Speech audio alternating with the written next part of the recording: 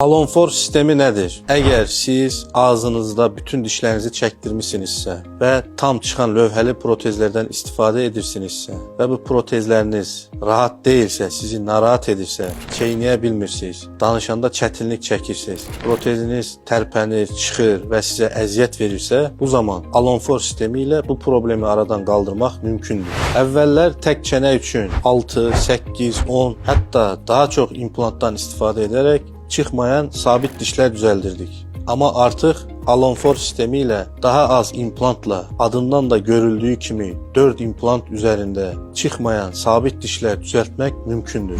Alonfor en çok arka bölgelerde, üst ve alt çenede sümük yetersizliği varsa biz implantları ön bölgeye yerleştirerek üzerine titanyum veya fiber barlar düzelterek diş etinden de destek alarak uyguladığımız bir sistemdir.